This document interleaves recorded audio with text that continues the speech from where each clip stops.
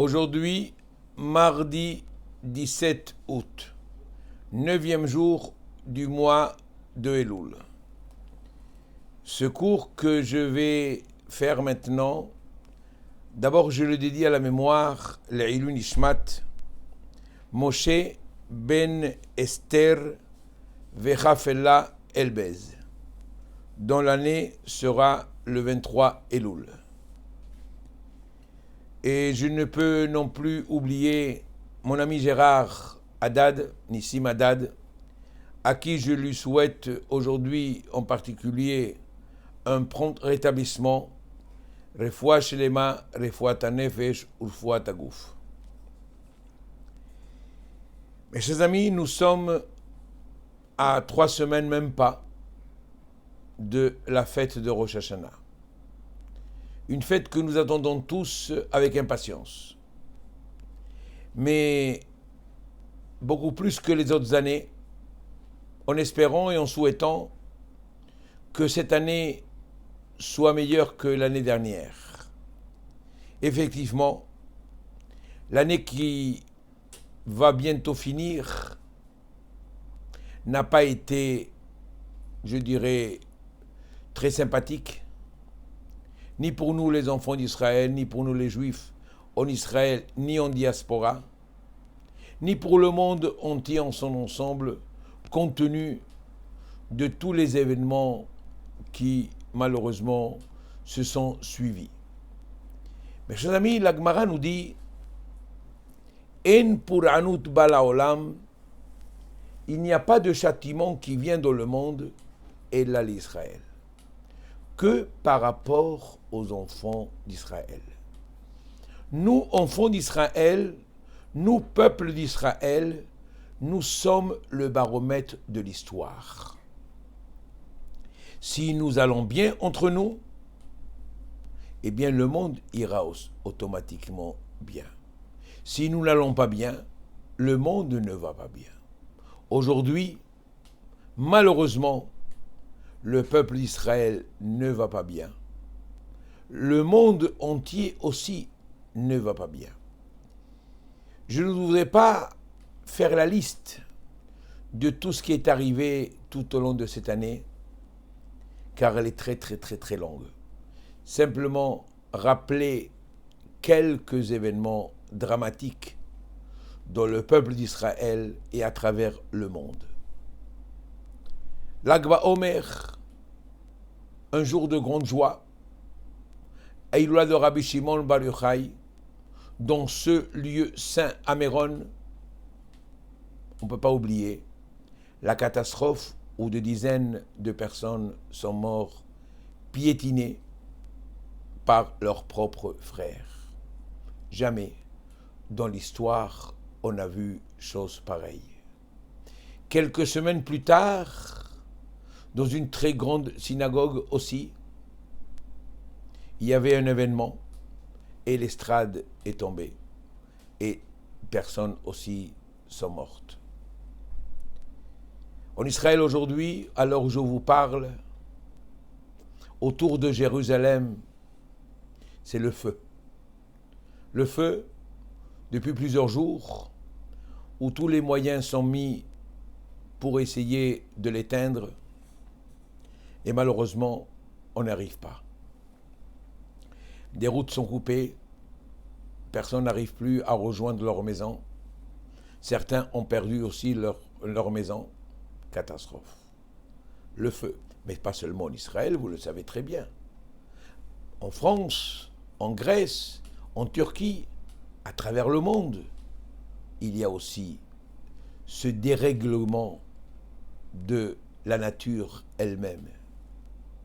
Il y a quelques semaines, le monde a connu des orages terribles, des inondations terribles, que ce soit en Europe, que ce soit en Asie, où il y a eu des dizaines et des dizaines de morts. C'est quand même très bizarre ce qui se passe. Il faut être sourd pour ne pas entendre le message que Dieu veut nous faire entendre. Il faut être aveugle pour ne pas voir ce qui se passe devant nous. Dieu veut nous parler. Dieu veut nous envoyer aussi des messages. Je vous parle pas en mon nom personnel, mais je vous parle au nom de Rav Rosenblum qui cette semaine s'est prononcé, et je vous répète pratiquement textuellement ce qu'il a dit à son grand public pour nous dire que le ciel est en train de nous envoyer jour après jour de lourds messages parce que nous approchons de l'arrivée de Mashiach. Et la Gemara nous dit qu'à l'arrivée de Mashiach, et l'ancien rabbi de Lubavitch l'avait aussi annoncé il y a 80 ans à peu près, en citant la Gemara, qu'il y aura un bouleversement total de la nature elle-même, que ça soit par l'eau, comme nous voyons, comme à l'époque du Maboul, du déluge, que ça soit aussi par le feu, comme nous avons vu à l'époque de Sodome et Amora, c'est le feu qui a brûlé donc ces villes, que ça soit aussi par des orages, par des vents très violents, comme à l'époque de Dora Palaga, la tour donc de Babel. Voyez bien que ces messages que nous voyons aujourd'hui ont déjà été cités dans la Torah. Et malheureusement, nous ne voulons pas entendre les messages du ciel et nous voulons continuer à vivre de cette façon. On s'habitue, certes. Hergel naase keteva. L'habitude devient une deuxième nature pour la personne elle-même. Oui, Rosh Hashanah, c'est dans 3 semaines. Il y a eu Rosh Hashanah l'année dernière, il y a 10 ans, 15 ans, 20 ans, 30 ans. On a vécu plusieurs Rosh Hashanah, on a vécu aussi plusieurs Kippour. Mais doit-on prendre les mêmes décisions que nous avons prises les années précédentes, où on doit faire vraiment ce qu'on appelle une transformation totale et un changement total pour essayer d'attirer l'attention de l'Éternel et que Akadosh Baruch Hu puisse, pendant ces fêtes de Rosh Hashanah, ces fêtes austères, ce jour de Yom Hadin, de jour de jugement, qu'il puisse s'asseoir dans Kisei Rachamim, dans le trône de la miséricorde, au lieu qu'il reste dans le trône de Din Midat Adin. J'espère, je souhaite, je ne suis pas un prophète pour vous prévoir l'avenir, ni pour vous dire ce que va être l'année prochaine. Personne ne pourra vous le dire. C'est ce que nous souhaitons, c'est ce que nous espérons, que cette année qui va bientôt commencer soit meilleure que l'année dernière, qu'elle nous soit favorable, à nous, enfants d'Israël, aussi à travers donc le monde entier où on ne vit plus du tout comme avant. Mes chers amis, tous les ans, pendant cette période, nous lisons la paracha de Kitetse.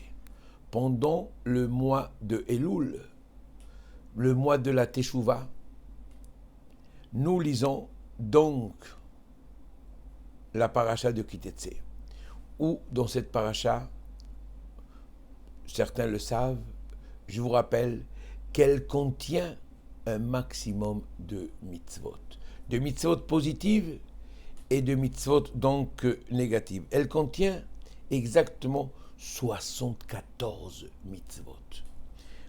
27 mitzvot positives et 47 mitzvot négatives. Je ne vais pas le citer toutes, ce n'est pas l'objet du cours, mais un total de 74. 74, c'est la valeur numérique du mot aed, témoin.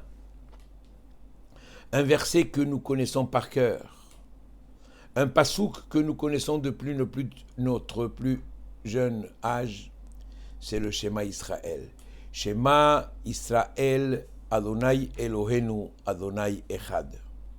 Écoute Israël, Dieu l'Éternel est unique dans le monde. Shema, la troisième lettre du mot Shema, c'est Ayin. Et la troisième lettre du mot Echad, donc la dernière lettre de ce verset, c'est Dalet. Ayin, Dalet. c'est qui veut dire Aïd, témoin. Et la valeur numérique, c'est 74. Nous voyons aussi dans Allelul Shaber, qui est le dernier passage que nous lisons donc après la prière, que ce soit dans le premier passage ou le deuxième, la première et la dernière lettre, c'est aussi Aïn et Dalet, soit la valeur numérique, donc 74. Nous sommes témoins, nous devons être témoins de ce qui se passe,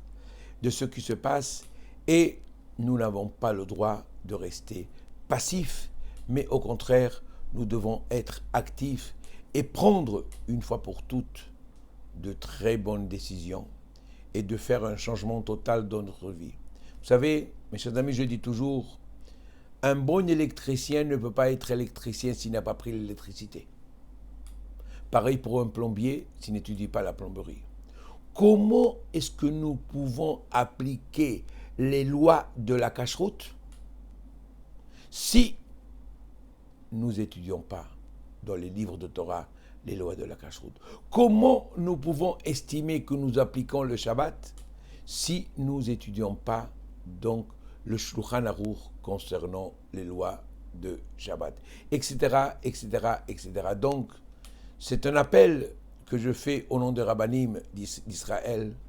Mettons-nous à l'étude, appliquons-nous ce que nous avons promis au moment de Har Sinaï, au moment du mont Sinaï, pour se rapprocher de Akadosh Baruch Hu. Et sachez une chose, Akadosh Baruch Hu, l'Éternel, n'envoie rien sans une raison valable. Il connaît, lui, ses raisons. Peut-être certaines nous échappent, mais nous devons prendre conscience de ce qui arrive. La paracha de Kitetse commence de la façon suivante. Kitetse la milchama al oyvecha. Je m'arrête qu'à la première partie de ce premier verset. Lorsque tu sortiras en guerre contre tes ennemis. Je ne comprends pas pourquoi ce verset s'adresse à une seule personne et pourquoi au départ le verbe kitetse est au singulier. Kitetse, lorsque tu sortiras, et ça s'adresse à chacun d'entre nous. Mais connaissez-vous une armée au monde qui contient un seul soldat? Ce n'est pas vrai. Dans une armée, il y a des milliers et des milliers de soldats. Pourtant, kitetse la milchama. Lorsque tu sortiras, pas vous sortirez, tu sortiras en guerre. Car la première grande leçon qu'on veut nous apprendre ici, c'est l'union. Nous, enfants d'Israël, où que nous soyons, même dans une situation difficile qui s'appelle la guerre, si nous voulons gagner la guerre, il y a donc une ségoula pour gagner cette guerre. Il y a une astuce qui est très simple, d'être unis avec nos propres soldats, d'être unis avec nos propres frères et former ensemble un seul homme avec un seul cœur. Belev echad ke ish echad. Un seul homme avec un seul cœur. Et de cette façon, donc, nous pouvons donc gagner la guerre. Je pense que c'est malheureusement ce qui nous manque aujourd'hui. Ça nous manque donc cette union qui n'existe plus comme auparavant. Aujourd'hui, malheureusement, je dirais, chacun pour soi et Dieu pour tous. Non, nous devons penser automatiquement toujours à l'autre. Vous savez, dans cette paracha, si elle se lit pendant cette période, c'est qu'elle veut vraiment nous apprendre. Une des lois qui est écrite dans cette paracha, nous avons l'obligation de rendre un objet qui a été perdu par quelqu'un et que nous savons que ça appartient donc à quelqu'un, nous devons tout faire pour lui rendre. Oui, c'est ce qu'on appelle la mitzvah de Hashavat Aveda.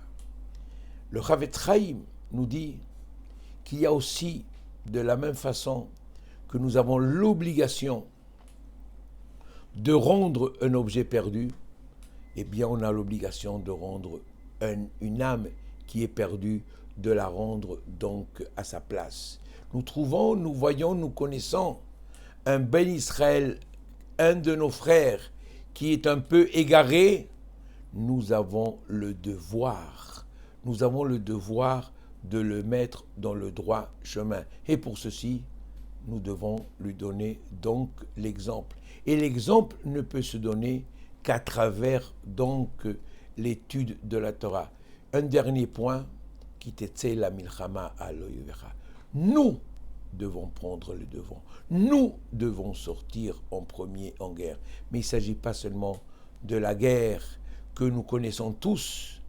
Aujourd'hui, c'est vrai, le pays d'Israël est en guerre avec les Palestiniens à Gaza, avec les Hezbollah au Liban, etc. D'autres pays sont en guerre.